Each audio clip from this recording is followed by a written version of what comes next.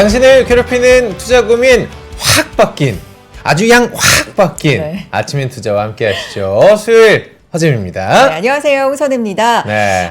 우리가 확 바뀌었다고 말씀을 드렸는데 일단 이름 자체가 좀 바뀌었는데 수요일 수상하다. 수상한 뭐가? 수요일. 주식이. 네. 상한가 한 번만 알려주세요.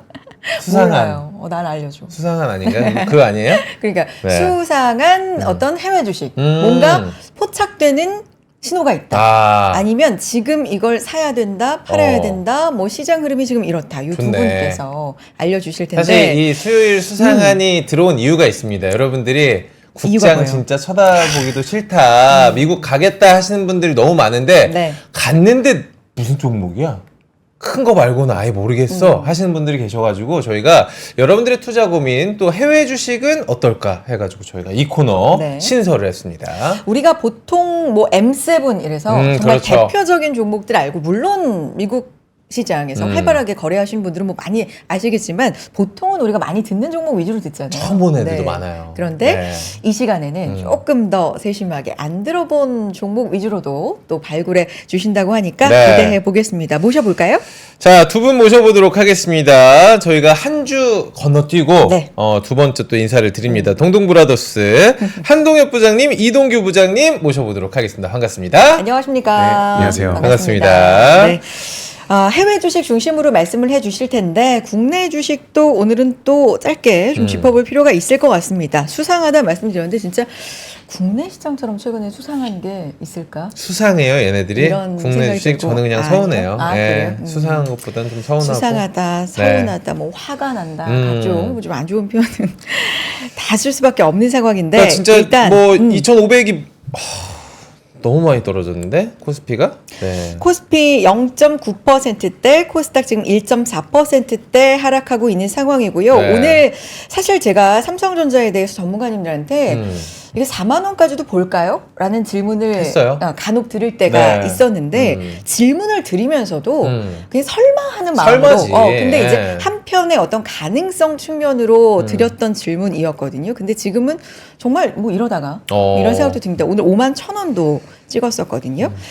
자, 이렇게 흘러가고 있는 상황, 국내 증시 얘기도 조금 해볼 필요가 있을 것 같은데 부장님 네. 어떻게 보세요? 네, 저희가 방송 나올 때마다 네. 항상 국내 주식 지수가 계속 내려와서 근데 두 부장님 출연하실 때만 그런 건 아니고요. 그건 아니에요. 그냥 저희가 계속 안 좋아요. 계속 떨어지고 네, 있어서 계속 안 예, 좋았어요. 부담은 안 가셔도 됩니다. 네, 예. 근데 좀 시청자분들하고 좀 공유하고 싶은 생각이 네. 사실 모든 뭐 이 자본 투자라는 게 대중이 바라보지 않을 때 가장 큰 기회가 발생하거든요. 그러니까 반대로 얘기하면은 모두가 주목하고 모두가 아는 사실 갖고는 수익을 크게 낼 기회가 없습니다. 뭐 전혀 이 코너 이름대로 수상하지 않아요.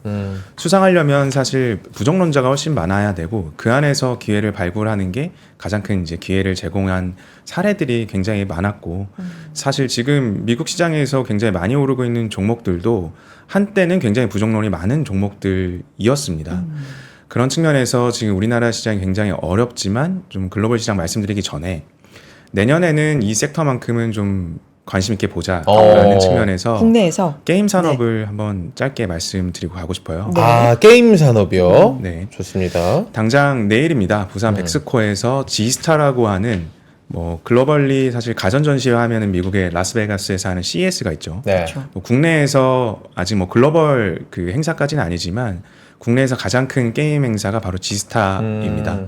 자료화면 보면서 같이 설명드리면요. 벌써 20주년을 맞이했어요. 올해가 20주년인 거죠? 네.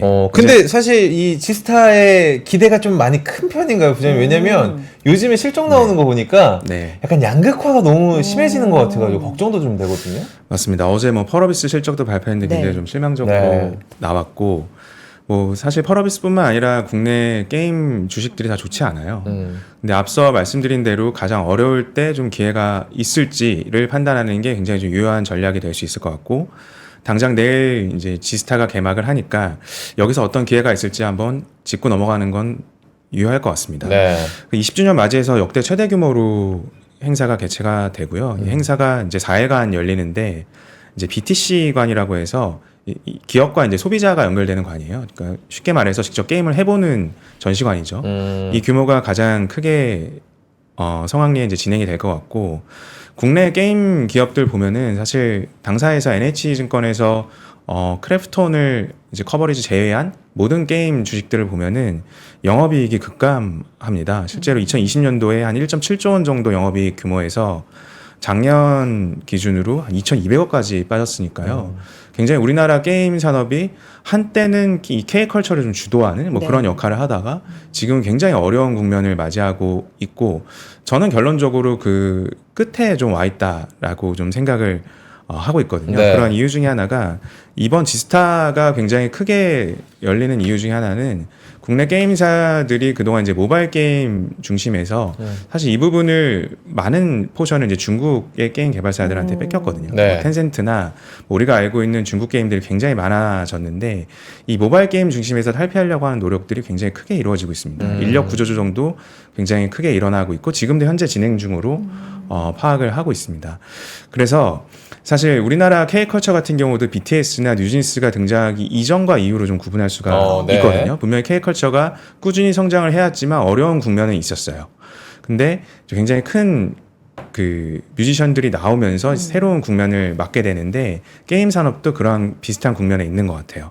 이 게임 산업에서 우리나라 게임 기업들이 제대로 공략하지 못한 게 이제 콘솔 게임이거든요. 뭐 네. 플레이스테이션이나 엑스박스나 이런 전통적인 콘솔 게임에서 대작들을 내지 못했던 게 우리나라 게임 기업들이 갖고 있는 빈 공간이었는데 이번 지스타를 통해서는 이 콘솔 게임 중심으로 해서 이제 트리플 A 게임이라고 하죠. 이제 굉장히 공을 많이 들인 대작들이 시연이 될 거기 때문에 이 부분에서 혹시 반전의 키워드를 찾을 수 있을까? 투자자 측면에서 보는 거는 굉장히 좀 유효한 생각인 것 같고 이런 힌트들이 발견됐을 때는 사실 굉장히 어려웠던 국면을 지나서 뭐 내년 내후년에는 우리나라 게임 산업이 한 번은 변화할 수 있는 계기를 맞이하지 않을까라고 생각하고 있습니다. 근데 많은 의견들이 나오고 있어요. 사실 이제 게임주는 특히나 게임을 좋아하시는 분들이 또 관심을 더 많이 갖고 계시기 때문에 근데 지금 이제 부장님 계속 게임주 얘기를 하시니까 네. 아 국내 게임주 점점점 이렇게 한숨을 좀 쉬는 분들이 계시긴 하거든요. 실제로 이제 펄어비스 같은 경우에도 기대를 좀 하신 부분이 있었는데 이제 실적이 굉장히 좋지 않아서 뭐 우스갯소리로 펄어비스라는 얘기를 댓글로도 지금 오늘 댓글, 남겨두고 맞아요. 계시는데 내년에 게임주 좀 기대를 해볼 수가 있을까요? 사실 객관적으로 말씀드리면 내년에도 그렇게 쉬워 보이진 않아요. 하지만 저희가 이제 전 방송에서도 쭉 강조드렸던 게 전년 대비 이제 성장의 속도가 굉장히 중요하다라고 말씀을 뭐 재차 드리는데 어려운 구간들은 이제 그동안 우리가 지금까지 보고 있는 국면들인 거죠. 근데 내년에 더 어려울 거냐라고 봤을 때는 그 반전의 기미들은 보일 수 있는 해가 될 거라고 좀 생각을 하기 때문에 내년부터는 좀 이 게임 산업이 정말 이 판도를 바꿀 수 있을 거냐라는 것들을 주요 게임사가 출시하는 새로운 신작들을 갖고 좀 평가를 해보면 좋을 것 같습니다. 그러면은 굉장히 모두가 사실 뭐 댓글창도 그렇고 네. 긍정적인 의견이 없어요. 근데 이제 이런 부분들을 좀 더 기회로 볼 수 있는 또 어떤 판단의 근거들도 되거든요. 그러니까 모두가 좀 부정할 때 여기서 반전이 일어나면은 굉장히 큰 기회를 가질 수 있기 때문에 이번 지스타를 계기로 국내 주요 게임사들이 어떤 반전의 그 작품들을 갖고 안전을 모색할지 한번 같이 지켜보시면 좋을 것 같습니다. 좋습니다. 알겠습니다. 오늘 주목할 만한 주제 크게 이제 국내 시장도 그렇고 네. 전반적인 시장을 볼 때 세 가지로 가지고 오셨는데 첫 번째가 이제 G스타를 바탕으로 한 이벤트를 바탕으로 한 게임주고 네. 주목해야 할 해외 지표 다음 주제죠. 부장님 어떤 내용이죠? 네, 이제 여러분들 원하시는 미국 시장, 그냥 글로벌 증시로 좀 네. 넘어가 보겠습니다. 네. 사실 이제 지표 같은 경우에는 사실 이렇게 지표 확인을 안 해도 될 만큼 그냥 양호하게 나오고 있어요. 최근 들어선 그래요. 네. 그래서 뭐 이번 주 지표들을 뭐 어제까지는 크게 이제 주목할 만한 건 없었고 오늘 이제 미국 시장부터 좀 주목할 만한 지표들이 나오는데 오늘 밤에 네. 당장 이제 오늘 밤부터 이제 CPI 이제 물가 지표가 발표가 되고요. 네. 이 지표에 좀 빨간색으로 표시된 부분은 그만큼 시장 임팩트가 큰 지표 발표를 이야기를 합니다.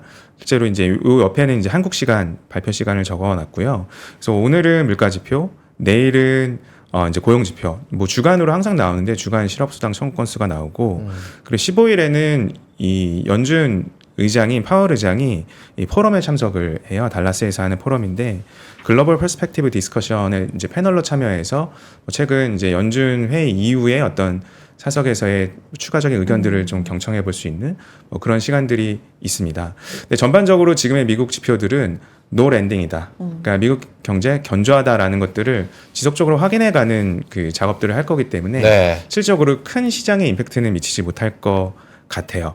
그리고 이 시간을 통해서 계속해서 강조드린 어떤 단순한 실업 지표, 고용 지표보다는 그 고용의 퀄리티가 굉장히 임금으로 나타나기 때문에 임금 상승률 같은 경우에는 굉장히 좀 견조하게 나오고 있거든요. 그래서 임금도 견조하고 지금 물가도 어느 정도 컨트롤 될 수 있는 범위 내에 있기 때문에 가장 좋은 환경으로 보여집니다. 특별한 변수가 없는 한 미국 경제 지표 같은 경우에는 굉장히 양호한 모습들을 보여주고 있고 실질적으로 이 트럼프 시대에 뭐 우리가 주식 투자를 함에 있어서 미국 주식을 가장 기본적인 세팅 값으로 가져가야 된다고 좀 강조드리고 싶은 부분은 사실 국내 시장과의 디커플링도 이 그래프로 좀 설명드릴 수가 있는데 이제 왼쪽이 전년 대비 한국의 GDP 성장률이고 가운데가 미국의 연도별 전년 대비 GDP 성장률이에요.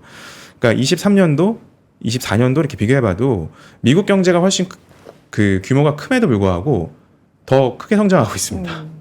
그러니까 우리나라 경제 규모는 미국에 비해서 굉장히 작은데 비해 그 다이나믹함을 훨씬 더 못 갖추고 있는 거죠. 오히려 큰 경제 규모가 더 다이나믹하게 성장하고 있는 것들을 보면은 실제로 최근에 가장 민감하게 미국의 GDP 어떤 추이들을 살펴볼 수 있는 애틀란타 연은의 GDP 나우 지표도 그 밴드가 개선되고 있는 모습들을 보여주고 있거든요. 그러니까 더 큰 규모의 경제가 더 다이나믹하게 성장하고 있다라는 것들은 실질적으로 거시적으로 보더라도 미국 주식을 기본값으로 세팅해야 되는 충분한 이유가 될 것 같습니다. 그리고 더더욱이 이 대한민국 투자자들이 미국 달러 베이스의 미국 주식을 기본으로 생각해야 되는 이유 중에 하나가 굉장히 유리합니다. 미국 투자자 대비 훨씬 더 유리한 환경을 갖고 있어요. 그게 바로 이종 통화로 우리가 거래를 하기 때문인데 실질적으로 위기 때 이건 이제 금융위기 때인데요. 미국 이제 S&P 500 지수는 거의 한 40에서 50% 정도 하락이 있었죠. 근데 미국 투자자들은 그대로 이제 반토막을 맞을 수밖에 없어요. 근데 국내 투자자들은 미국 주식이 뭐 반토막이 나더라도 달러 가치가 그만큼 뭐 유사시에는 급등을 하기 때문에 네. 마이너스 30% 선에서 사실 계좌평가 수익률을 막을 수가 있거든요. 그러니까 사실 수출 위주의 우리나라 그 경제 구조 하에서는 굉장히 그 외환 변동성이 크기 때문에 달러 베이스의 주식 투자를 하는 게 위기 시에도 굉장히 유리하다. 그래서 평상시에 항상 미국 주식 투자를 기본으로 해야 된다고 생각합니다. 위기 때 들어가야지 하면은 달러가 굉장히 올라 있어요. 그렇기 때문에 항상 달러 기준의 어떤 투자를 고민해야 되는 이유들이 있는 것 같고요. 최근에 이제 블룸버그에서도 서학개미, 그러니까 코리안 리테일 투자자들의 어떤 미국 주식 그 홀딩 규모가 140조 원을 돌파했고 사상 최대치라고 좀 대석특필을 한 네네. 적이 있어요. 불과 한 이틀 전의 기사 같은데 우리나라 투자자들도 뭐 연기금도 마찬가지고 미국 주식에 대한 비중들을 크게 늘려가고 있는데 여기서 좀 주의해야 될 부분은 이 종목에 대한 편중이 굉장히 심한 것은 좀 유의해야 될 것 같습니다. 어떻게 심하죠? 그러니까 최근에 이제 미국 월가에 뭐 다음 시간에 네. 소개를 해드리려고 하는데 네. 드러켄 밀러와 그 노르웨이 국펀드 매니저의 대담이 있었어요. 근데 이제 거기서도 지적을 하는 거는 최근에 이제 트럼프 당선인 된 이후에 트럼프 관련된 종목들이 굉장히 집중돼서 그렇죠. 오르지 않습니까? 그래서 이제 포모 현상까지 오고 있는데 이렇게 특정 종목으로 집중되는 시장은 그렇게 건강한 그 과정은 아니거든요.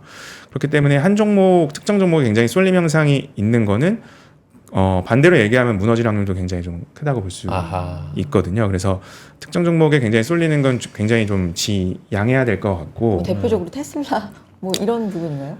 뭐 테슬라는 두 개가 겹쳐 있는 것 같습니다. 뭐 실적에 대한 성장성이 네. 뭐 내년에도 굉장히 좀 기저효과로 좋을 거라고 판단이 되는데 사실 정치적인 어떤 그 그렇죠.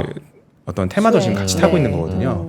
사실 좀 복합적이라고 보는데 특정 종목에 좀 과도한 쏠림 현상은 좀 지양해야 되는 거는 분명하고 결국에는 핵심 본질인 실적을 따라서 여러 종목에 대한 좀 후보군들을 갖고 있는 게 결론적으로 이야기하면 제2의 엔비디아, 뭐 제2의 테슬라가 될 수 있는 그런 수상한 종목들을 잘 발굴해내는 게 결국 장기적으로 건강하게 뭐 우리의 자본 투자 수익률을 올릴 수 있는 방법 아닌가라고 생각하고 있습니다. 네. 좋습니다. 그럼에도 불구하고 유의해야 될 리스크 포인트도 지금 짚어주고 계시는데. 네, 한 5가지를 뭐 앞으로 2025년에 주목해야 될 리스크 포인트로 뭐 NH투자증권 당사에서도 좀 보고 있는데 네.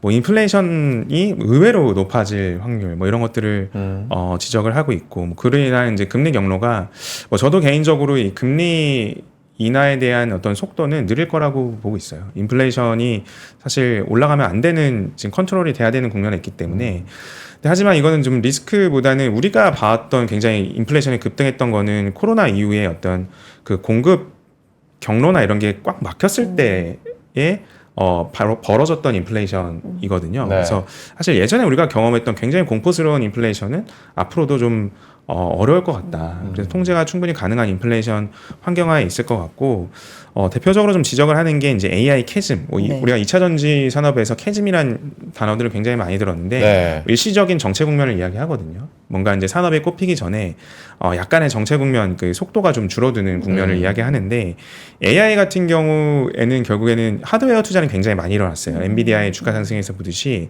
주요 빅테크 기업들의 데이터 센터형 하드웨어 투자는 굉장히 많이 일어났는데 결국엔 소프트웨어, 우리가 유즈 케이스라고 하죠. 실생활에서 우리가 AI를 사용하는 그 빈도수 그리고 가격을 지불하는 빈도수가 굉장히 높아질 거냐, 그런 킬링 소프트웨어가 나올 거냐라는 것에 대한 그 초점을 맞춰 본다면 저는 될 거라고 보고 있습니다. 왜냐하면 저희 팀만 하더라도 오픈 AI 챗 GPT를 얼마 내는지 모르고 쓰거든요. 네, 네. 뭐 월 한 25불 정도 내는 것 같은데 사실 언제 결제되는지 몰라요. 그만큼 그냥 자연스럽게 쓰고 당연히, 있다라는 거죠.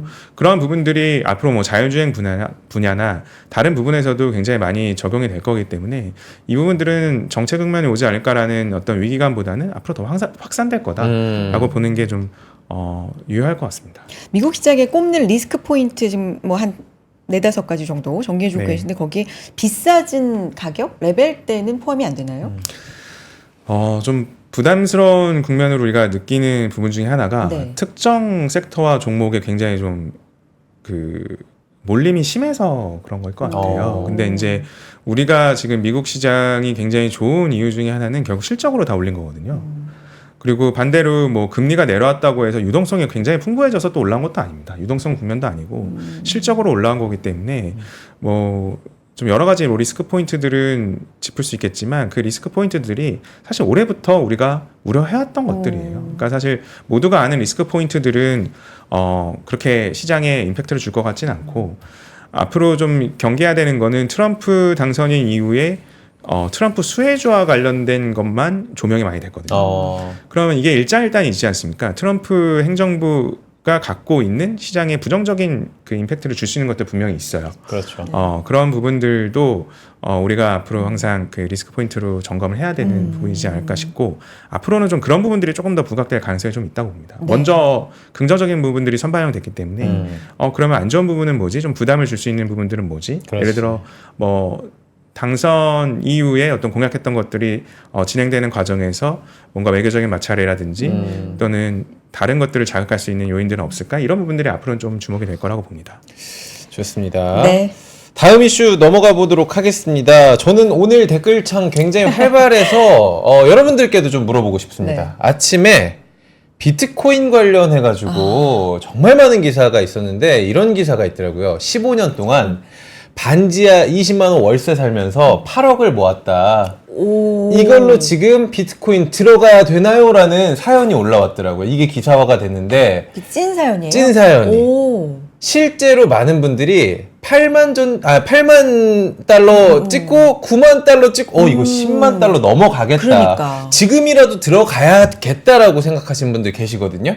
이렇게 돈다발이야 이거? 네, 들어가야지. 아니 나는 이렇게 가방이 작아요. 저는 돈이 없어가지고 이렇게 작은데 오늘 비트코인 이야기 저희가 네. 준비를 했어요. 지금 우리 돈으로 개당 가격이 1억 2천만 원 넘어간 네. 거잖아요. 은과 국내 증시 시총보다 지금 더 커졌다. 그러니까요. 비트코인 어떻게 보고 계세요? 많은 분들 궁금해하시거든요. 10만 지금. 달러 간다. 저희가 이제 네. 비트코인과 관련해서는 이제 팀에서 이제 CME 선물 런칭할 때부터 한 2016년에서 17년도부터 계속 저희 팀에서 이제 관찰을 해오고 다양한 이 블록체인과 관련된 미더비나 포럼들을 저희 사무실에서 같이 해왔었어요. 그래서 그 오랜 기간 동안 이 블록체인과 비트코인의 논제에 있어서 풀리지 않는 부분이 바로 유즈 케이스였습니다. 아까 이제 AI 부분에서도 네네. 말씀드렸는데 이게 뭐 좋은 줄 알겠는데 이거를 실질적으로 우리 생활에서 쓰는 서비스가 뭐냐.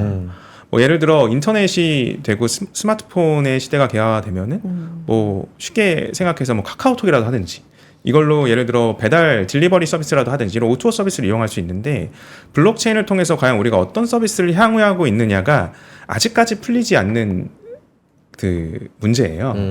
근데 하나 이 비트코인이 갖는 가치가 명확한 것은 바로 거래의 효용성입니다. 좀 자료를 통해서 말씀을 드리면 좋습니다. 실질적으로 이제 10월 달에 저희가 쉬는 날이 굉장히 많았잖아요. 맞아요. 휴일이 굉장히 네. 많았습니다. 근데 그때 이제 외환 당국에서 굉장히 그 예의주시해서 봤던 건 뭐냐면 이 스테이블 코인과 관련해서 외환 시장이 이제 전통적인 외환 시장이 이제 문을 닫으니까 이 스테이블 코인과 관련된 거래가 급증해서 외환 시장에 왜곡이 생겼다라고 하는 기사들이 굉장히 많이 나왔었어요. 그러니까 실제로 우리가 어떤 거래를 하거나 뭔가 결제를 할 때 사실 비트코인만큼 지금 편한 게 없고 비트코인으로 결제한다고 했을 때 결제가 불이행될 거라고 생각을 안 하거든요. 그러니까 실제로 저도 뭐 지갑으로 메타마스크 지갑으로 여러 결제를 해보더라도 전통적인 금융권을 쓰는 것보다 훨씬 간편합니다. 그리고 신뢰성이 있고요.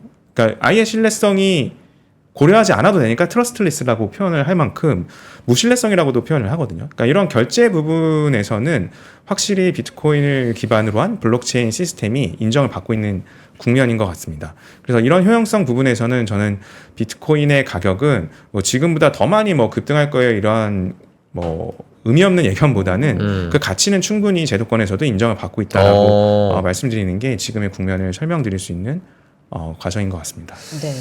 비트코인 그 예전에 한 4, 5년 전 이제 불장이 한번 엄청 또 맞아요. 왔을 제 친구들 때 엄청 들어갔었어요 그때. 그때 기억에 어. 그냥 이제 개인적인 경험이지만 네. 그냥 이렇게 다니잖아요. 길에서도 뭐 카페를 가도 그러면 이게 모르는 분들이 이제 옆에서 얘기하는 게 잠깐 이렇게 아니 더 잘 들려 그게. 그러면 코인, 비트코인 뭐 이런 얘기가 막 이렇게 들릴 때가 있었는데 요새 며칠 그런 경험을 합니다 또. 그때 몇 개 샀어요 그러면? 그때 샀어요. 샀어야지. 그때 샀어야죠. 그러니까요. 지금 8만 달러, 10만 달러 가는데. 근데 정말 많은 분들이 각각 생각이 다르세요. 맞아요. 지금 저희 자동삭제님은 네. 비트코인 효과 트럼프 선반영된 거다. 1월에 집권하면 또 떨어지는 건 아닐까요? 라는 질문 주셨고, 양은영님은 지금 들어가고 싶은데 너무 올라서 무섭다. 그렇죠. 사실 저도 이런 생각이거든요. 맞아요. 뭐 돈도 없기도 하지만. 업계에서는 혹시 어떻게 분석을 좀 하는 의견들이 있을까요, 부장님? 예, 코인 시장을 여러 해를 보면은 이 하입이라고 하거든요. 그러니까 뭔가 말로 구전되고 올랐을 때 더 거기에 스토리를 덧붙이는 하입이 일어나는 구간에서 굉장히 많은 투자자들이 진입을 해요. 근데 변동성이 굉장히 큰 자산이기 때문에 뭐 지금 더 공격적으로 신규 매수를 한다기보다는 저는 진짜 필요해서 썼으면 좋겠어요. 그러니까 결제할 때 진짜 편하긴 하거든요. 필요해서 쓰고 뭔가 이제 비축을 하는 일부 포트폴리오의 자산으로 생각을 한다면 충분히 이제 유효한 자산으로 지금 워킹을 하고 있습니다. 하나의 뭐 에셋 클래스로 인정을 받고 있으니까 포트폴리오 측면에서는 괜찮은데 실질적으로 이거를 어떤 투기적인 트레이딩으로 접근하겠다 하면 굉장히 좀 어려운 문제가 되는 것 같고요. 실패할 확률이 훨씬 크다고 봅니다. 그러면 이제 가상화폐 시장에서의 비트코인은 어떻게 보면 굉장히 저는 상징성이 있다고 생각을 하거든요. 근데 여기에 파생돼서 도지코인이라든지 뭐 이더리움이라든지 아니면 굉장히 작은 코인들도 지금 같이 올라가는 모습들도 보여주고 있거든요. 네. 이거는 어떻게 봐야 될까요? 이거는 저도 잘 모르겠어요. 그러니까 모르겠다는 그 표현은 이걸 어디에 쓰지라는 건데 비트코인은 쓸 데가 분명합니다. 네. 그래서 비트코인은 제가 그 가치를 충분히 인정할 수 있을 것 같은데 도지코인 같은 경우는 지금 시가총액이 한 75조 정도 되거든요. 제가 방송 전에 체크를 해보니까 우리나라 한 75조 정도 되면은 뭐 LG 에너지솔루션보다 조금 작은 정도 규모인 것 같아요. 그러니까 이걸로 뭔가를 할 수 있는 실질적인 인류의 삶이 풍부해지는 서비스로 연결되는 부분에서 그 기능을 해야 그 가치가 인정될 터인데 지금은 다분히 트레이딩적이라고 좀 봐야겠죠. 그래서 그 가치는 비트코인의 한정에서는 인정하나 지금 가격의 흐름은 굉장히 그 하입 구간에 있는 거는 명확해 보입니다. 부장님은 이제 앞서서 유즈 케이스라고 표현해 주셨는데 실사용 뭐 이런 네. 측면을 굉장히 좀 중요하게 분석하시는 것 같아요. 좋습니다. 네. 이렇게 시장의 포인트 세 가지 짚어주셨고요. 코스피 코스닥 낙폭을 좀 키워갑니다. 코스피 1.5% 하락하고 있고요. 코스닥 2% 넘는 하락세 야. 지금 보여주고 있습니다. 코스닥 700선 깨져서 지금 695선 보여주고 있고 코스피 2445선 기록하고 있고요. 네. 삼성전자 2% 넘는 하락세 51,800원 지금 기록하고 있네요. 선아 씨 이럴 때는 그냥 어플 잠깐 지워놓는 것도 괜찮나요? 저는 지울 수가 없는데 없어요? 여러분들 지우지 마시길. 네. 너무 우리가 정면으로 답답해질 가야죠. 것 같아. 답답은 합니다 정말. 그래요. 다음 얘기 넘어가 볼까요? 답답할 때 광고 잠깐 듣고 수상한 미국 주식 그 후에 바로 알아보겠습니다. 광고 잠깐만요. 와, 멋있다. 부러운가? 기본기 연습과 스트로크 훈련에 1532시간을 투자해 갖게 된 리듬이다. 나의 드럼도 나의 자산도 투자로 키운다. 나는 투자한다. 나는 성장한다. NH투자증권. 네, 아침엔 투자 함께하고 계시고요. 네. 수요일엔 수상한 해외 주식 알아보는 시간 지금 갖고 있습니다. 네. 일단 앞에서는 시장 전반적인 상황 알아봤는데 종목 얘기 이제 구체적으로 좀 들어가 봐야 되겠죠. 네, 우리 이동규 부장님 오래 옆에서, 기다렸어요. 계속 기다리셨어요. 이제 이동규 부장님의 목소리를 좀 들어보도록 하겠습니다. 오늘 어떤 종목 준비를 하셨을까요? 첫 시간인데. 네, 오늘은 듀오링고라는 회사하고 시프트4라고 하는 미국의 결제 회사 두 가지 준비를 해봤습니다. 일단은 먼저 듀오링고부터 저희가 짚어보도록 하겠습니다. 제가 알기로는 온라인으로 이 외국어를 배우는 어플이 있더라고요. 네, 듀오링고가. 듀오링고. 최근에 뭐 관심도 높아지고 네이버 웹툰과의 협업, 여기다가 이 번역하는 작가분들을 번역가를 10% 정도를 또 AI로 대체할 것이다라는 뉴스도 또 나와 있더라고요. 매력이 있을까요? 네, 저희가 지금 이제 듀오링고를 보는 거는 이제 회사 자체를 물론 보는 것도 중요하지만 이게 다들 이제 고민은 넥스트 엔비디아는 뭐지? 그러니까 AI 시대에 그렇죠. 지금 이제 첫 번째로는 인프라 투자를 해야 돼서 엔비디아에 굉장히 이제 막 달려가가지고 투자를 하고 주가를 막 다 올려놨잖아요. 근데 그 엔비디아의 칩을 가지고 AI 시대에 우리가 뭘 할 수 있지? 이게 다음에 계속 갖고 가야 되는 고민이라고 생각합니다. 근데 그래서 이제 저희가 보고 있는 거는 AI 인프라스트럭처가 다 그 만들어진 다음에 과연 AI 소프트웨어로 돈을 버는 것들 중에 어떤 것들이 있을까 이런 것들을 이제 유의 깊게 보고 있고요.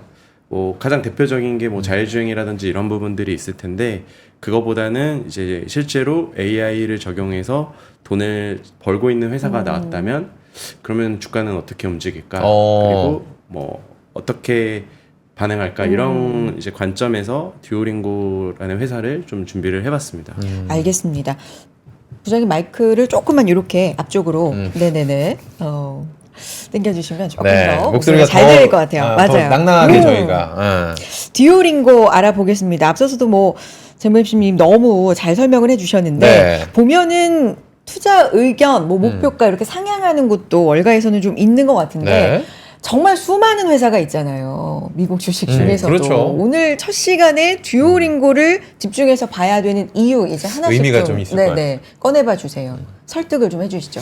네, 뭐 화면 보면서 네. 설명을 드리겠습니다. 네. 네, 우선은 그러니까 듀오링고라는 회사 자체는 뭐 뒤에서 다시 설명드리겠지만 회사를 이해하는 데 있어서 저희 같은 일반 투자자들도 어렵지가 않을 것 같아요. 그래서 이제 뭐 생소한 종목이지만 이제 회사에 대한 내용을 소개를 해드리기가 너무 좋다. 그리고 두 가지 포인트에서 이제 투자에서는 관심을 갖고 있는데 첫 번째는 본격적으로 규모의 경제가 발생하고 있습니다. 그래서 우리나라의 뭐 플랫폼 회사들이나 이런 회사들이 지금 돈을 못 벌고 있고 뭐 규모는 커졌는데 언제 돈 버나 막 이런 맞아요. 이제 얘기들이 많은데 미국의 이제 시장 규모도 훨씬 크고 이러다 보니까 그 어느 정도의 구독자나 사용자 수가 넘어가면 돈을 벌기 시작합니다. 근데 재밌는 거는 이제 추가적으로 회사에서 더 투자를 하지 않더라도 늘어나는 그 매출만큼이 다 회사의 이익으로 들어오는 구조예요. 그래서 그런 측면에서 이제 좀 재밌게 보고 있고요. 두 번째는 이제 결국 AI 시대에 그 AI를 도입함으로써 실제 회사가 성장이 가속화되고 있는 부분이 보이고 있습니다. 그래서 AI 시대에 좀 주목을 받을 수 있는 뭐 그런 회사지 않을까 이렇게 생각을 해서 좀 준비를 해봤습니다. 네. 뭐 회사는 설명을 드리면 이제 저희가 뭐 말씀드리는 게 익숙할 수도 있고 익숙하지 않으실 수도 있는데 사실 회사 규모는 되게 큰 편입니다. 그래서 지금 보시면은 이제 14 빌리언 정도 되는데 뭐 이 정도 기업 가치면은 한국에서는 거의 중대형주에 속하는 거죠. 중대형주 거의. 정도. 한 15조, 16조 이 정도 되는 거니까 뭐 사실 그 이상 되는 회사들을 꼽으라고 해도 몇 개 안 되는 뭐 이런 정도로 규모가 있는 편입니다. 네. 그리고 보시면은 이제 매출 성장을 보시면 3년 동안 평균 매출 성장률이 45%로 굉장히 매년 가파르게 매출이 올라오고 있고요. 최근에 이제 흑자로 전환을 한 상황입니다. 그리고 주가는 보시면 이제 상장한 지 3년 정도가 지났는데 네. 연평균 27, 8% 이런 식으로 아유. 이제 높은 성장을 좀 보이고 있어서 네. 네. 지금은 뭐 그렇게 크진 않지만 나중에 또 충분히 큰 회사가 될 수도 있지 않나 이렇게 생각을 하고 있습니다.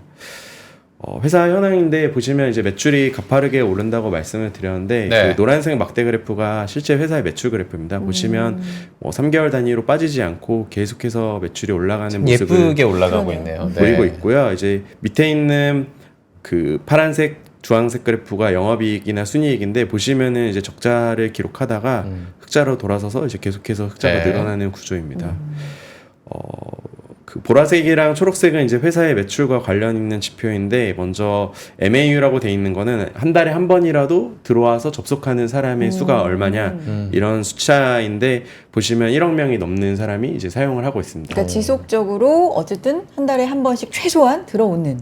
네. 그리고 페이드 서브스크라이버라고 돼 있는 거는 뭐냐면 이제 실제로 이 회사의 모델은 무료 모델과 유료 모델이 있습니다. 근데 네. 돈을 내고 사용하는 사용자 수라고 보시면 되고요. 이제 뒤에서 다시 말씀드리겠지만 800만 명 이상이 돈을 내면서 실제로 회사를 어플리케이션 사용하고 있습니다. 굉장히 의미가 있는 거네요. 저도 이제 그 중에 한 명이고 이제 투자를 하기 위해서 저희가 직접 돈을 넣어가지고 뭐 영어 공부도 해보고 했는데 이제 조금 회사의 그 모델에 대해서는 제가 이해를 했습니다.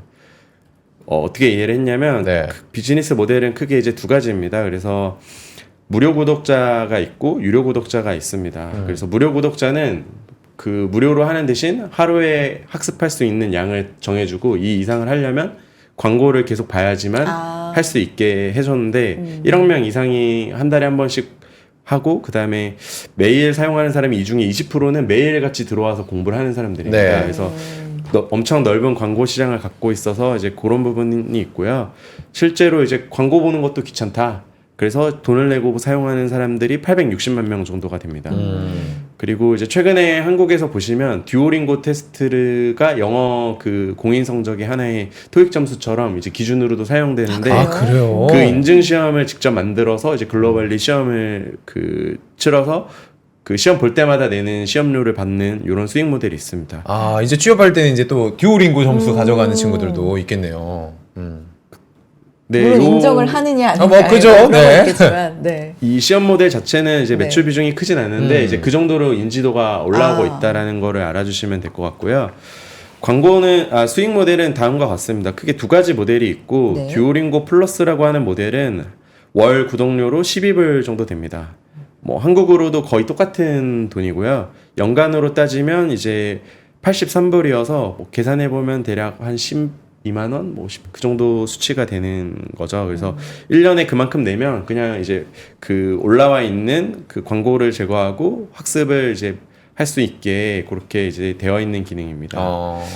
그런데 이제 여기서 돈을 더 내면 이제 맥스라는 기능이 있는데 네. 이게 이제 AI와 관련된 기능입니다. 그래서 뒤에서 한번 다시 보여드릴 건데 AI를 통해 가지고 그러니까 영어를 그러니까 뭐 잘하기 위해서 많은 방법들이 있어요. 맞아요. 근데 이제 막 사실은 학습량이나 그런 게 되게 중요한데 그래서 뭐 전화 영어 이런 거를 사실 많이 그 시도를 하고 하시잖아요. 그렇죠. 네. 근데 그거는 이제 사람과 사람인데 매칭하는 것도 너무 어렵고 전화하는 시간이 딱 정해져 있는데 그 시간에 내가 딴 걸 하면은 그 선생님과 그렇죠. 약속이 안 새벽에 되는 일어나 거잖아요. 있어야 되고. 그래서 이제 AI를 이용해서 그 전화 챗봇을 만든 겁니다. 와. 그래서 제가 말을 하면 이제 얘가 그 음성을 알아듣고 얘기를 하고요. 그 다음에 이제 개인화에 따른 그 기억 능력을 가지고 있습니다. 그래서 내가 이 사람이랑 이런 얘기를 했으면 그 내용을 이제 기억하고 있다가 다음에 다시 그거에 관련해서 질문한다든지 이런 식으로 이제 하는 기능이 있죠. 그래서 이거 학습자의 수준까지도 AI가 학습을 하나요? 그러면? 학습자의 수준은 처음에 듀오링고를 할 때 테스트를 봐가지고 그 정도 능력으로. 네, 그래서 이게 재밌는 게 뭐냐면 제가 사용하면서 느꼈던 게 이게 게임처럼 돼 있습니다. 그래서 네. 그냥 지하철에서 뭐 이렇게 하면은 10분 정도 하면은 그냥 뭐 수업이 하나씩 끝나는 거예요. 예를 들면. 근데 그거를 이제 뭐 쉴 때마다 게임 대신 할 수 있는 거죠. 그래서 어린이들이나 이런 사람들한테도 뭐 좀 더 좋을 것 같고요. 그 다음에 이게 레벨이 있습니다. 말씀하신 대로. 근데 이거를 이제 과거에 그 애니팡 친구들 그 점수 있는 것처럼 그 친구들을 초대하면 친구들가 오늘 공부했는지 안 했는지 그리고 점수가 올랐는지를 볼 수 있게 돼 있어요. 네. 그래서 이제 그런 기능을 통해 가지고 계속해서 사람들이 많이 사용하게끔 경쟁을 붙이는 겁니다. 회사가.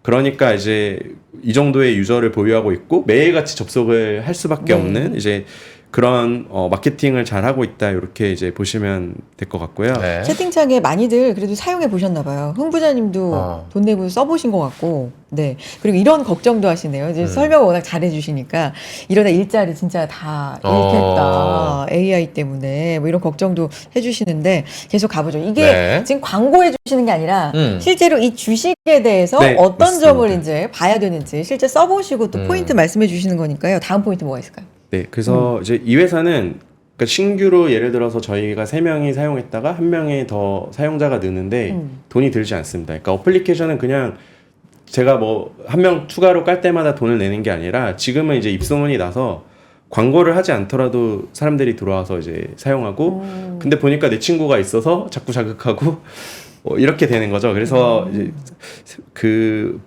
그림을 먼저 보여드리면 네네. 보시면 이제 그 실제로 매출은 분기 단위로 아까 늘어난다고 말씀을 드렸는데 회사가 이제 이 매출을 가지고 사용했었던 비용이 크게 3가지입니다. 그래서 코스트 오브 굿즈라고 돼 있는데 이건 뭐냐면 애플에다가 올리면 애플이 30% 수수료를 가져갑니다. 구글도 마찬가지고 그래서 그 수치여가지고 되게 일정하고요. 매출이 늘어나는 만큼 어느 정도 이제 늘어나는 거고요. 이제 SG&A라고 보통 많이 표현을 하는데 이게 그냥 그 직원들 인건비 정도라고 조금 그런 품목이라고 이해해 주시면 됩니다. 근데 이게 이제 1000명 쓰나 10,000명 쓰나 뭐 크게 늘어나지 않기 때문에 이제 보시면은 어느 정도 안정적인 모습을 보이고 있습니다. 그러네요. 그래서 이제 매출이 증가하면 이제 요거는 그대로 있고 매출이 늘어난 만큼 이익이 나오기 시작해서 이제 이익이 나오는 거고요. 그다음 이제 아까 말씀드렸던 AI나 이런 것들과 관련돼서도 계속 연구를 해야 되기 때문에 이제 R&D 비용이 나가는데 이것도 이제 보시면은 그냥 매출에 비례해서 증가하는 이런 구조입니다. 그래서 그 전에는 보시면은 이제 비용이 더 많이 나오다가 지금은 매출이 늘어나는 거에 따라서 이익이 그냥 더 가파르게 오르는 이런 이제 구간에 있어서 조금 뭐랄까 뭐 워렌 버핏이나 이런 사람들이 이제 좋아하는 그런 부류의 특징을 좀 가지고 있고요. 이거는 이제 실제 회사의 그 자산에 대한 부분인데 회사가 거의 빚이 없습니다. 부채가 없고 회사가 갖고 있는 자산은 건물도 아니고 그냥 다 현금입니다. 왜냐하면 이제 돈이 쌓이니까 그냥 계속 현금으로 쌓아서 회사의 전체 자산의 한 80% 이 정도를 이제 다 현금으로 가지고 있습니다. 그리고 이거를 가지고 이제 재투자를 하는 수익률이 보시면 이제 그 10% 뭐 이렇게 높아서 뭐 당분간은 계속해서 유지가 되지 않을까 그런 이제 생각을 좀 가지고 있고요. 이게 이제 핵심 포인트인데 보시면 그 실제로 사용했을 때 그 듀오링고 맥스 기능을 이용해서 챗봇을 부르는 겁니다. 그래서 불러서 소리가 나가고 있나 모르겠네요. 저희가 확인이 안 되네요. 그래서 실제로 대화하는 모습인데 재밌는 게 뭐냐면 이 챗봇이 그 영어만 하는 게 아니라 일본어, 스페인어 다 가능하게 돼 있습니다. 그래서 다양한 언어를 지원하고 있어서 이게 영어 학습뿐만 아니라 다양한 그 언어 학습을 글로벌 도와주는 언어네요. 그리고 지금 저희가 소리는 안 나갔다고 합니다. 계속 설명해 주세요. 네, 그래서 요 기능을 도입하고 나서 네. 이제 훨씬 더 그 무료로 사용하던 사람들이 유료 전환이 가팔라지고 있습니다. 그래서 최근에 그 실적 발표한 내용을 보시면 그 듀오링고 맥스의 그 릴리라고 하는 게 아까 보셨던 그 애니메이션에 나오는 캐릭터고 이 사람과의 통화 기능이 추가가 됐고 그래서 요거 덕분에 이제 구독률이 올라가고 있다 이렇게 얘기를 하고 있고요. 현재 하루에 매일 사용하는 사람의 절반은 듀오링고 맥스를 사용하고 있다고 합니다. 근데 이게 아까 보셨듯이 요금이 더 높기 때문에 플러스에서 맥스로만 갈아타도 회사 입장에서는 매출액이 늘어나는 거고 이 맥스로 인해서 1억 명의 사람 중에 더 전환이 되는 사람이 높으면 그 회사가 매출이 늘어나게 되는데 비용은 이제 그 정지가 돼 있다 보니까 그 늘어나는 만큼 계속 이익이 쌓이는 그런 구조라고 보시면 될 것 같습니다. 좋아요. 듀오링고 먼저 살펴봤는데 네. 비슷한 사업 구조를 가진 경쟁사 대비해서도 탑픽으로 꼽으시는 건가요? 매력이 뭐예요? AI 관련돼서 교육하는 회사가 사실 그렇게 많지가 않고요. 수익이 잘 안 납니다. 그러니까 이 회사도 1억 명 이상이 되고 지금 구독을 800만 명 이상이 해서 돈을 내고 쓰니까 된 거고 한국에도 이제 뭐 비슷하게 했었던 게 케이크라는 어플리케이션이 좀 비슷한 기능을 많이 탑재를 했었어요. 근데 이제 확장을 못했고요. 듀오링고는 이게 확장이 됐었던 이유가 일단 사장님이 그 스페인어를 하는 그 출신입니다. 그래서 이제 스페인어와 영어의 뭔가 그런 교집합이나 이런 게 있어서 훨씬 더 타겟하는 시장이 크고 또 요즘에 한류가 인기잖아요. 그래서 한국어도 이제 외국인들이 배울 때 사용할 수 있는 그런 이제 확장성을 많이 갖고 있습니다. 그래서 그런 부분에서는 이제 매력이 있고 또 장점이 보통 사람들이 1년치 낼 거 한 달씩 1년 내지 않고 한 달에 다 1년치를 내잖아요. 그러니까 그거를 회사가 다 현금으로 바로 받고 그러니까 이제 계속 갱신이 되는데 이게 거꾸로 가지가 않고 리텐션율이 굉장히 높다는 게 특징입니다. 그래서 실적은 잘 줄지가 않고 더 늘어날 일이 많을 것 같고 다만 이제 그 뭐랄까 확장성도 더 높기 때문에 뭐 AI 관련돼서 교육으로 돈 버는 회사는 거의 좀 최초고 빠르지 않나 이렇게 생각을 하고 있습니다. 관심 있으시다면 알겠습니다. 카우피 씨님께서도 결제해놓고 안 본 지 두 달이 넘었다. 오늘 한번 켜보시길 부탁을 드려보도록 하겠습니다. 다음 주제 바로 넘어가 보도록 다음 하겠습니다. 종목, 시프트4라는 종목을 가져왔습니다. 최근에 52주 최고치를 기록을 보여주고 있고 계속해서 미국 랠리의 영향으로 힘을 받는 모습인데 사실 저는 굉장히 생소한 친구입니다. 시프트업은 알아도 시프트4는 제가 모르는데 근데 전문가분들이 워낙 많으셔가지고 네. 그래도 모르시는 분들이 계시니까 시프트4 종목 소개를 좀 부탁을 드려볼게요. 네, 시프트4는 그 한국으로 따지면 포스 기기 만드는 회사입니다. 그래서 미국에서 결제를 할 때 이제 그 단말기 이런 거를 유통을 하는데 좀 특이하게 유통을 하고 있고요. 네. 재밌는 게 뭐냐면 미국 전체적으로 포스 회사들이 다 성장이 빠르고 주가들이 되게 많이 올라가고 있는 이제 그런 모습을 보이고 있습니다.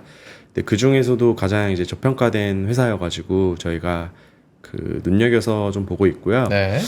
먼저 이제 화면을 좀 보면서 빨리 네. 말씀을 드리겠습니다. 그러니까 결제는 잘 바꾸지 않습니다. 그래서 매출이 잘 전년 대비 갑자기 꺾이거나 이러지 않거든요. 그래서 마스터카드 주가를 보시면 장기간 계속해서 이제 매년 30%씩 무려 18년 동안을 계속 성장을 주가가 상승을 했었습니다. 이런 네. 것처럼 이게 한번 결제 단말기가 깔리면은 다시 바꾸는 게 또 쉽지가 않고 이래서 이게 기본적으로는 비즈니스가 안정적인 특징을 가지고 있습니다.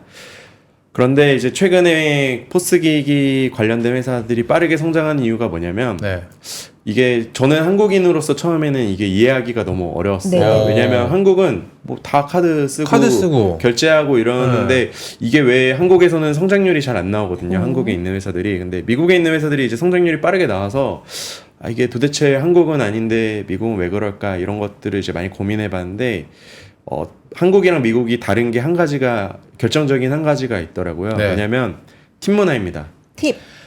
팁을 줘야 된다. 그러니까 카드로 결제를 하더라도 카드 단말기에서 팁을 계산하게 된 지가 얼마 되지가 않은 거예요. 현금을 늘. 네, 그래서 이제 보통 성장이 빠른 회사들은 보통 레스토랑이라든지 이런 팀 문화가 있는 곳에서 이제 들어와서 기존 플레이어들을 다 갈아치우는 거죠. 아하. 그런 그래서 요인이 있을 수 있네요. 단말기를 바꾸게 네. 되면 이제 여기 요약에 저희 포인트로 적어놨는데 게이트웨이 결제 방식이라고 해서 그냥 결제만 하던 건데 네. 지금은 이제 다양한 프로그램을 지원해 줍니다. 그래서 E2E 엔드 투 엔드 엔드 투 엔드라고 라는 하는군요. 방식인데 네. 뭐 그냥 쉽게 얘기하면 게이트웨이 방식은 그냥 결제만 되던 건데 네. 이 결제만 되던 거에서 뭐 여러 가지를 붙입니다. 그래서 원래 결제당 뭐 0.1%를 받던 거를 이걸로 바꾸게 되면 0.3, 0.4 이렇게 수수료를 높일 수 있는 겁니다. 그래서 이런 방법으로 해서 구조적 성장이 가능하고 그다음에 뒤에 보여드리겠지만 경쟁 회사들도 다 성장을 합니다. 근데 네. 가장 저평가가 돼 있어서 그런 측면에서 좀 재밌게 볼만한 회사지 않나 이렇게 판단하고 있습니다. 저평가 된 데는 그럼 다 올랐는데 상대적으로 못 오른 데는 그만큼 이유가 또 있지 그러겠지. 않을까 싶긴 한데 그 부분도 좀 궁금하긴 해요. 네, 그것도 같이 네네. 말씀드리겠습니다. 네. 우선 보시면 이제 회사가 똑같은 그래프, 비슷한 그래프죠. 그래서 계속 이제 매출도 올라가고 영업이익도 올라가고 엔드 투 엔드 볼륨이라고 돼 있는데, 그러니까 그 아까 말씀드린 대로 결제하는 좀 다른 더 수수료를 많이 받을 수 있는 결제 방식이라고 보시면 되는데 네. 계속해서 우상향하고 있습니다. 이게 어느 정도로 우상향하냐면 어제 실적 발표가 있었는데 전년 대비 50%씩 이제 결제 금액이 계속 늘어나는 상황입니다. 그리고 회사가 이제 재밌게 봤었던 포인트는 뭐냐면 이제 저희는 밸류에이션을 볼 때 그 현금 흐름 수익률이라는 걸 보는데 실제 회사의 기업 가치 대비 현금을 얼마나 버는지 이런 네. 것들을 보고 있습니다. 근데 보시면 지금 이제 한 4% 정도가 돼요. 그러니까 회사의 기업 가치 대비 현금이 꽤 잘 만들어지고 있다 이렇게 좀 보고 있고요. 이런 것들은 사실 미국에도 많지가 않습니다. 그래서 생각보다는 돈을 잘 버는데 가격이 절대 가격도 낮다라는 거고요. 네. 이제 말씀드린 대로 레스토랑, 호텔, 리조트에 대부분 들어가고요. 특이한 게 경기장에도 이제 그 많이 들어갑니다. 그래서 미식 축구 경기장, 뭐 야구 경기장에 결제를 할 때 이 회사가 통째로 다 하는 거라고 보시면 됩니다. 그래서 티켓부터 그 다음에 이제 먹는 것까지 다 결제를 하고 있고 추가적으로 그 요즘에 이제 결제가 너무 많잖아요. 뭐 애플페이도 있고 QR도 있고 그쵸. 한국에서는 무슨 제로페이도 있고 이러니까 다양하죠. 그런 다양한 것들을 연결을 이제 기존 포스 기기가 잘 못하는 거예요. 그래서 그런 것들을 이제 빠르게 침투를 하고 있고 저희가 만든 포스 기기는 이제 스카이탭이라고 하는 포스 기기인데 이제 그 호텔 업계에서 사용하는 다양한 소프트웨어에 맞물려 있다고 보시면 돼요. 네. 그리고 계속해서 이제 회사가 하는 방식은 그 엔드 투 엔드 결제 금액을 늘리기 위해서 공격적으로 그 포스 기기 회사를 직접 사고 있습니다. 그래서 산 다음에 고객이 있잖아요. 자기 단말기로 다 바꿔서 그 이익을 올리는 전략을 하고 있습니다.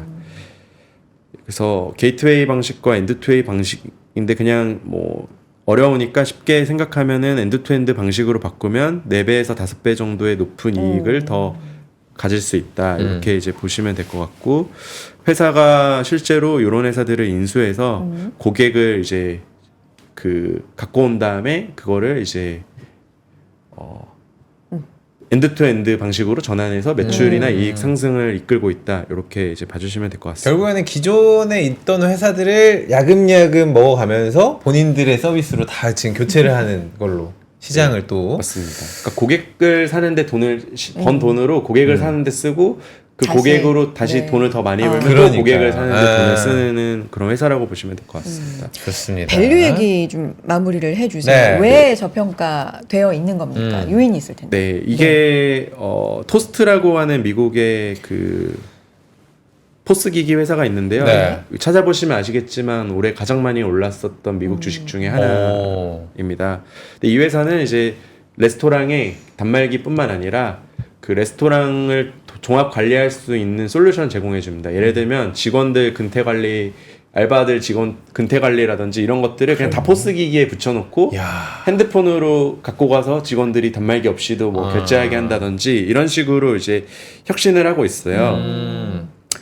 근데 보시면 실제 매출 성장률이나 이런 게 뭐 크게 뒤지지 않는데 현재 보시면 기업 가치는 벌써 3배 이상 차이가 납니다. 그러네요. 그리고 그래서 이제 매출 성장 보시면 이제 54%인데 여기는 42% 정도밖에 안 되고 매출은 한 절반이 더 넘는데 기업 가치 3배 정도 차이가 나니까 비슷한 일을 하는 회사인데 그 갭이 차이가 좀 크다는 게 특징이고요. 네. 보면 이제 아직 이 토스트는 적자 구간입니다. 아. 근데 심지어 여기는 흑자고 그 현금 흐름 수익률도 훨씬 더 높은데 보면 그 EV EBITDA 방식으로 했을 때 4분의 1 정도밖에 기업 가치가 안 돼서 물론 이제 말씀하신 대로 낮은 데는 이유가 있지만 너무 차이가 많이 나니까 토스트는 떨어지고 예를 들면 뭐 시프트4는 오른다든지 해서 어느 정도의 그 중간에 맞추지 않을까 아하. 이런 이제 생각을 하고 있고요. 회사가 그래서 실제로 그 매각에 대한 논의가 M&A에 대한 논의가 있습니다. 왜냐하면 이제 토스트는 비싼데 이거는 상대적으로 싸니까 일부 회사들이 이 회사를 인수하려고 하는 제안들이 많이 오고 있어요. 그래서 공식적으로 발표를 했었던 게 비슷한 회사들이 이제 피저블라고 하는 회사가 제안했었고 아마데우스라고 하는 그 비행기 결제하는 회사 있어요. 여기서도 이제 제안했었습니다. 근데 그때 가격이 한 120불 정도 수준이에요. 근데 이제 지금 어제 실적 발표하고 주가가 좀 빠져서 95불 뭐 그 언저리에 있는데 뭐 그런 상황이면은 저는 이제 그 언더에서는 충분히 사서 갖고 갈 만한 회사지 않나 이렇게 좀 판단하고 있습니다. 알겠습니다. 시프트 4까지 살펴봤고 달려가야 돼요. 달려가야 마지막으로 돼요. 온홀딩 우리가 봐야 되는 게 네. 출연 이제 해 주실 때마다 온홀딩 얘기를 해 주셨기 때문에 직접 이게 또 신발도 신고 오십니다. 그러니까 최근에 실적 발표를 했기 때문에 네. 이거 리뷰 좀 해봐야 될 것 같습니다, 부장님. 네. 네. 오놀딩이 바로 끝난 미국장에서 실적 발표를 했고요. 좀 위아래로 변동이 좀 있었어요. 네. 뭐그 이유들과 이제 전망까지 네. 이어서 가보겠습니다. 네. 일단 오놀딩 아직 이 회사의 운동화를 아직 경험 못 해보셨다면 이번 주에 성수동에서 서울 팝업을 하거든요. 아. 그래서 몇 년 만에 이제 철수했다 다시 들어오는 거기 때문에 한번 경험해 보시면 좋을 것 같고 실적 발표 리뷰를 간단하게 해보면 매출액 성장이 굉장히 크게 나왔어요. 전년 대비 33% 성장을 했고 이게 스위스 기업이라 이제 매출액이 스위스 프랑으로 표시가 되는데 한 1조 51억 정도 됩니다. 지금 환율로 환산하면. 그러니까 분기에 1조씩 운동화 팔아서 1조씩 버는 회사고요.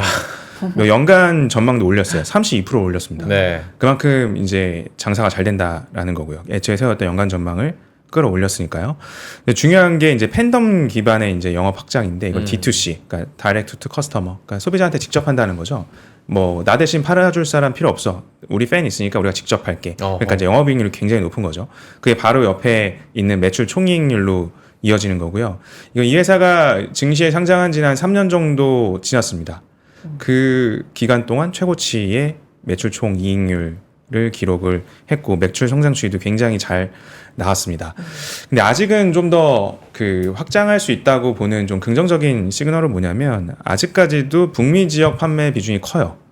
그러니까 미국 대비 아직 아태평양, 그러니까 아시아 지역의 매출 비중은 한 18% 수준에 있기 때문에 아직 일본이나 중국, 이제 한국에 팝업 들어오는 수준이니까 실질적으로 매출을 확대할 수 있는 룸은 훨씬 더 있어 보입니다. 하지만 항상 실적 발표 올 한 해 동안 사실 이게 저희가 운영하는 종목이기 때문에 실적 발표를 쭉 지켜봤는데 할 때마다 좀 그 높은 수요 대비 공급이 좀 부족한 것 같아요. 네. 그만큼 아직 그 만들 수 있는 캐파가 좀 부족하기 때문에 이 부분이 좀 충족이 돼야 될 것 같고 의류 부분이 사실 저는 기대를 많이 걸고 있는데 그러니까요. 이거 34% 성장하면 안 되거든요. 초기 국면이기 때문에 좀 폭발적 성장이 나왔어야 되는데 아직 신발 정도의 성장률을 30%대 기록한 거는 굉장히 좀 아쉬운 부분이긴 합니다. 근데 최근에 이제 로에베나 뭐 국내 파프나 여러 가지 프리미엄 브랜드들과 코업을 하고 있는 전략들을 보면은 향후에 이 부분이 크게 성장할 수 있는지가 좀 관전 키포인트가 될 것 같고 순이익 단으로 내려가면은 사실 예상을 미스를 했습니다. 그래서 주가가 상승과 하락을 반복하다가 약보합으로 마감이 됐는데 이제 외화 한차손이나 이제 주식 보상 비율이 굉장히 좀 높아졌어요. 이게 이제 상장한지 이제 고가 수준을 이제 회복하는 구간이다 보니까 그러니까 사실 이 임직원들의 이 스탁 옵션을 이제 주식 전환해서 네. 매도하겠다는 좀 의지가 좀 있어 보이고요. 좀 정리를 하자면 신발 부분은 더 이상 특이할 거 없는데 여전히 잘하고 있다. 그리고 글로벌리 아직 더 할 게 많아 보인다. 하지만 신성장 동력으로 좀 주목을 하고 있는 어페럴 부분이 좀 약한 부분인데 아직 차별성이 좀 부족해 보입니다. 사실 이 룰루레몬 같은 경우는 이 요가복의 샤넬이라는 입지를 새롭게 카테고리를 열었거든요. 근데 아직 온내 어페럴 부분은 그런 부분은 좀 부족하기 때문에 이 주식을 보유하고 있는 분들이라면 일부 비중 조절해서 사실 올해만 100% 넘게 올랐거든요. 그래서 일부 수직 실현을 하고 향후의 성장성을 다시 한번 점검해가는 구간으로 삼는 게 좋지 않을까 생각이 듭니다. 좋습니다. 깔끔하게 보유하고 계신 분들의 전략까지 네. 세워주셨고요. 신규 진입은 그러면 지양인가요? 좀 지켜봐야 될 것 같아요. 사실 이 매출 상향까지 했기 때문에 연간 실적 상향까지 했기 때문에 다음 분기 실적 발표에서 그렇게 기대할 부분은 없을 것 같고 좋은 거 다 알고 있거든요. 그러니까 이제 어페럴 부분이 성장하는 걸 봐야 되는데 그렇게 빨리 진행될 것 같지는 않아요. 그렇기 때문에 내용은 굉장히 좋으나 속도에 대한 문제가 있기 때문에 조금 천천히 보셔도 될 것 같습니다. 좋습니다. 알겠습니다. 두 분과 함께 수상한 해외 주식, 야, 이렇게 미국 주식 재밌다. 중심으로 살펴봤는데 다음 주부터는 미국 주식에 대한 얘기 조금 더 늘려서 네, 자세하게 더 자세하게? 오늘보다, 네, 알겠습니다. 들어봤으면 좋을 것 같고요. 기대해 보겠습니다. 한동엽 부장님, 이동엽 부장님 고맙습니다. 고맙습니다. 야, 듀오링고, 시프트4, 네. 온홀딩 저는 3개 종목 오늘 공부하고 갑니다. 그러니까요. 네. 자, 저희 아침엔 투자 이렇게 함께 하셨고요. 네. 내일 수능이 있습니다. 수능 대박! 아우, 재수없어. 재수는 없다. 재수는 없습니다, 여러분들. 현역 여러분들. 진짜 힘내시고요. 자, 내일 주식시장 개장 시간이 1시간 늦춰지는 만큼 저희 아침엔 투자도 10시 55분 네. 늦게 저희 여러분 네. 뭐 건너뛰는 거 아닙니다. 그러니까요. 늦게라도 옵니다. 네. 여러분도 함께 해주셔야 돼요. 인사드리도록 하겠습니다. 네. 내일 다시 인사드리죠. 고맙습니다.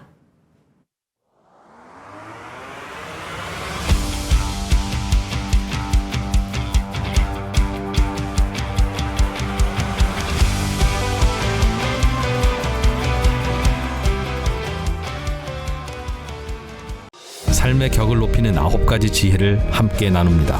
위즈덤 칼리지 시즌 2 영상 아래 링크를 클릭하시면 자세한 내용을 확인하실 수 있습니다.